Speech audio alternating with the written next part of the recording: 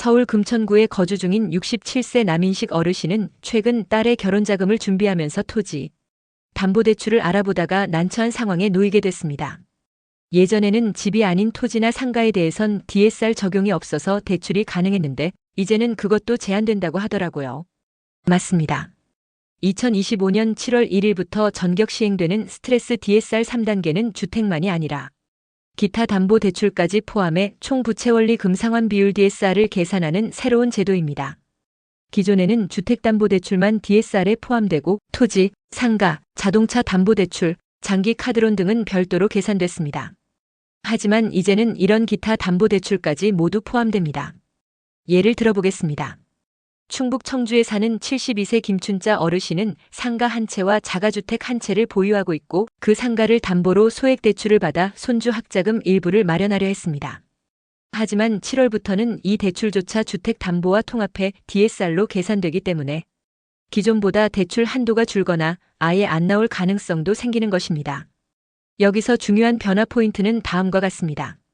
기타 담보대출 토지 상가 차량 포함도 DSR 계산 대상에 포함. DSR 산정 기준은 앞으로 더 강화되며 은행 심사도 훨씬 까다로워질 예정. 특히 연소득 대비 부채가 많은 시니어일수록 대출 한도는 더 줄어들 가능성 큼. 이 때문에 시니어층에서는 기존 자산을 활용한 유동성 확보가 어려워질 수 있고 자녀 지원이나 병원비, 생활비 목적의 대출 계획이 틀어질 수 있습니다. 그렇다면 어떻게 대응해야 할까요?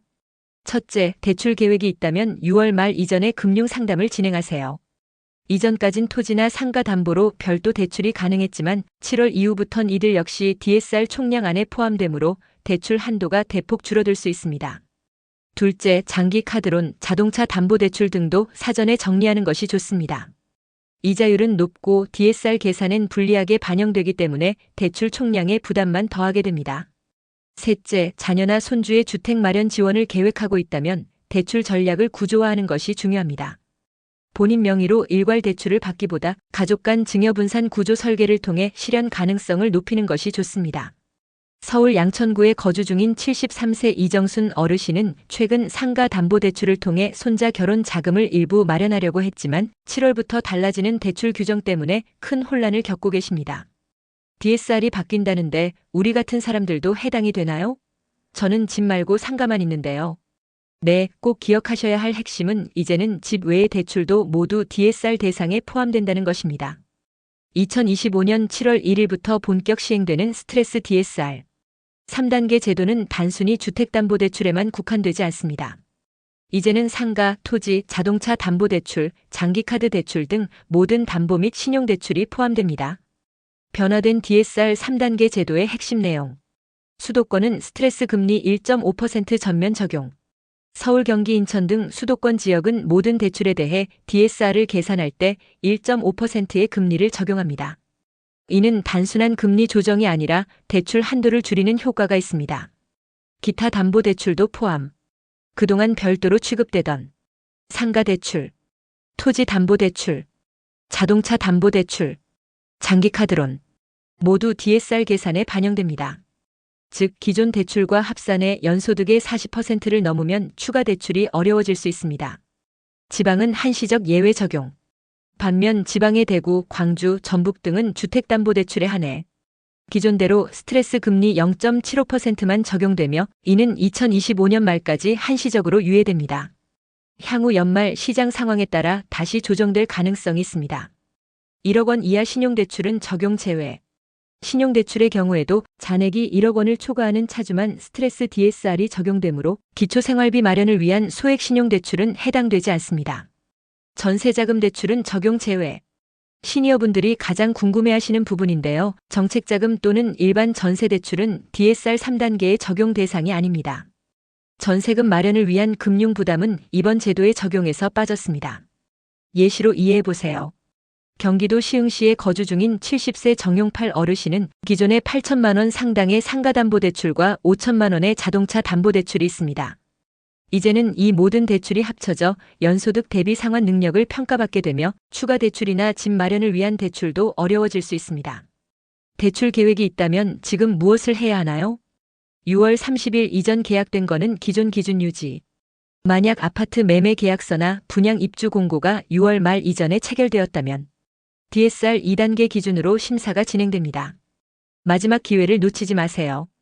비주택 담보대출은 신중하게 재설계, 상가, 토지, 차량 담보 등을 통한 유동성 확보는 이제 전체 대출 총량에 영향을 주기 때문에 금융 전문가의 상담을 받아 구조 조정을 고려하는 것이 좋습니다. 연소득 대비 총부채를 점검. 특히 연금 외 소득이 많지 않은 시니어일수록 DSR 계산 기준을 넘길 가능성이 높기 때문에 지금 보유 중인 대출부터 점검해 보는 것이 필요합니다. 요즘 대출 규제가 다시 강화된다는 이야기를 들으면 걱정이 앞서실 겁니다. 특히 올해 7월부터 시행되는 DSR 3단계 제도는 은퇴 이후 대출 계획을 세우고 계시던 분들에게도 영향을 줄 수 있는 중요한 변화입니다. 전북 정읍에 거주하는 72세 강모 어르신은 최근 토지 매입을 고려하고 있었습니다. 자녀와 함께 텃밭을 운영할 계획이었는데 뜻밖의 소식에 계획을 잠시 멈췄다고 합니다. 이전에는 상가나 땅에 대해선 주택대출과 별도로 계산됐는데 이제는 전부 묶인다더라고요. 이걸 몰랐으면 큰일 날 뻔했죠. 실제로 이번 DSR 3단계 시행으로 인해 그동안 별도로 취급되던 토지, 상가 담보대출뿐 아니라 장기 카드 대출, 자동차 담보대출 등 기타 대출 항목까지 모두 계산 대상에 포함됩니다. 특히 수도권의 경우 1.5%의 스트레스 금리가 적용되어 대출 가능 금액이 이전보다 줄어들 수밖에 없습니다. 예를 들어 연소득이 약 5,200만 원인 69세 김영자 씨가 30년 만기로 주택담보대출을 신청한다고 가정해 봅니다.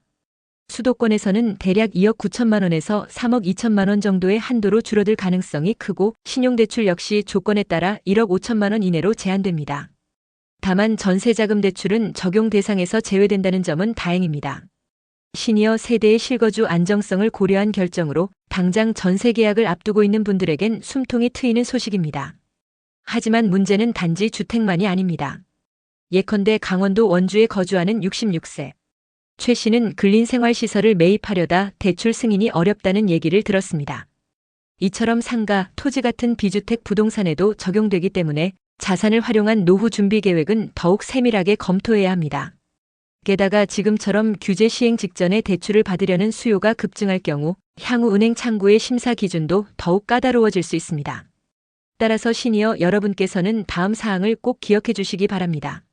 전세자금 대출은 DSR 3단계에서 제외되므로 실거주 중심이라면 걱정을 덜어도 됩니다. 상가토지 대출은 포함 대상이므로 비주거용 부동산 투자 전에는 반드시 전문가와 상의하십시오.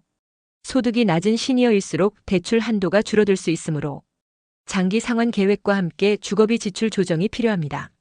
7월 전까지 대출 막차 잡으려는 움직임, 지금 꼭 확인하셔야 할 이유. 최근 대출 규제 강화 소식이 전해지자 전국 곳곳에서 급하게 대출을 받으려는 움직임이 눈에 띄게 늘고 있습니다. 5대 시중은행의 가계 대출 증가액만 해도 5월 중순 기준 2조 원을 돌파했고 이 추세가 계속된다면 한 달 증가액만 6조 원에 육박할 것으로 전망되고 있습니다. 이른바 DSR 3단계 시행 전 막차 타기 현상입니다.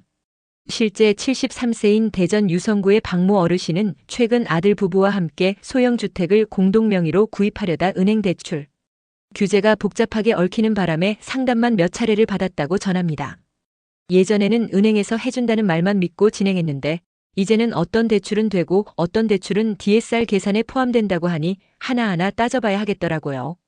이처럼 7월부터 시행되는 스트레스 DSR 3단계 제도는 단순히 주택담보대출만을 겨냥한 것이 아닙니다. 이제는 신용대출, 장기카드대출, 토지상가 등 기타 담보대출까지 모두 포함됩니다. 특히 수도권 지역은 스트레스 금리를 1.5%로 고정해 계산하기 때문에 실제 받을 수 있는 한도는 생각보다 줄어들 수 있습니다. 예를 들어 연소득이 약 5천만 원인 68세 김종태 어르신이 변동형 주택담보대출을 신청한다고 할 경우 최대 한도는 약 2억 9천에서 3억 2천 사이로 책정될 가능성이 큽니다. 이전보다 35% 줄어든 수치입니다. 반면 전세자금 대출이나 지방지역에 주담대는 이번 규제에서 제외되며 2025년 말까지 유예기간이 주어져 다소 숨통이 트인 모습입니다. 하지만 걱정할 부분도 분명히 있습니다. 앞으로 금리가 떨어진다고 해도 대출이 쉬워지지 않습니다. 스트레스 DSR 제도는 최근 금리가 아닌 과거 5년 중 가장 높은 금리를 기준으로 적용되기 때문입니다. 그 결과 실제 시장 금리가 낮아져도 대출 가능 금액은 오히려 줄어들 수 있는 구조입니다. 또한 고정금리 상품이 제외 대상이긴 하지만 고정금리의 이자율이 훨씬 높은 점도 부담입니다. 실제로 최근 70대 이상 시니어 세대 중 40년 만기 대출을 검토하던 분들이 상환 부담을 우려해 계획을 접는 사례도 늘고 있습니다.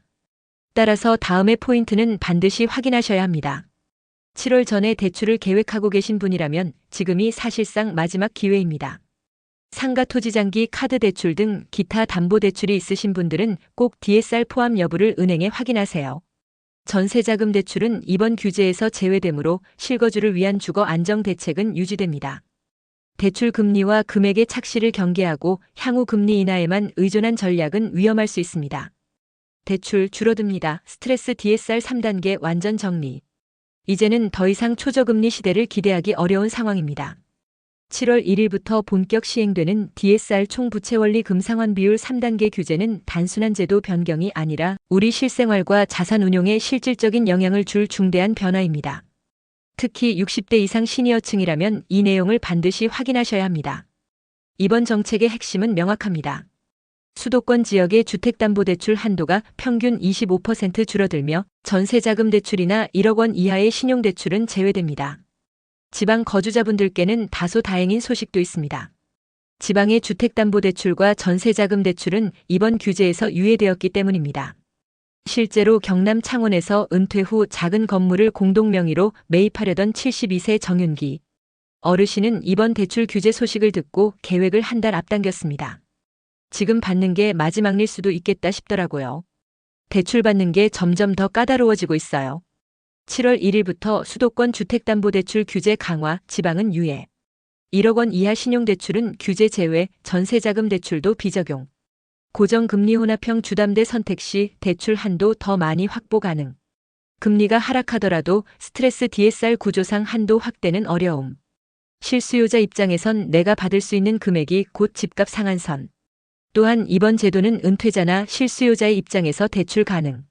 금액이 곧 부동산 매입 가능 범위가 되는 구조를 더욱 확고히 합니다. 따라서 무리한 투자보다는 나에게 맞는 조건에서의 안전한 선택이 중요해졌습니다. 예를 들어 69세 서울 은평구의 김영애 어르신은 연금 외 수입이 없는 상황에서 주담대 대신 고정금리, 혼합형 상품으로 조건을 조정해 대출 한도를 높였다는 상담 사례도 있습니다. 7월 이전까지 대출 계획이 있다면 지금 실행을 검토하십시오. 전세자금 대출 지방 거주자라면 당장 큰 변화는 없지만 연말 이후 변경 가능성 대비가 필요합니다. 대출 형태는 고정금리 혼합형이 한도상 유리할 수 있으나 금리 수준과 이자 부담도 반드시 함께 검토하십시오. 마무리 조언. 앞으로 금리가 조금 내려간다고 해서 대출 한도가 늘어날 거라고 단정 짓긴 어렵습니다. 스트레스 금리는 여전히 높은 기준선을 적용하기 때문에 실수요자분들은 자신의 상황을 다시 점검해보고 정확한 조건 확인을 하신 후 대출 여부를 결정하시기 바랍니다. 지금이 중요한 시기입니다. 이 영상이 당신의 재정 건강에 도움이 되셨다면 좋아요, 구독, 댓글로 함께 해주세요. 시니어를 위한 똑똑한 자산 관리 계속해서 알려드리겠습니다.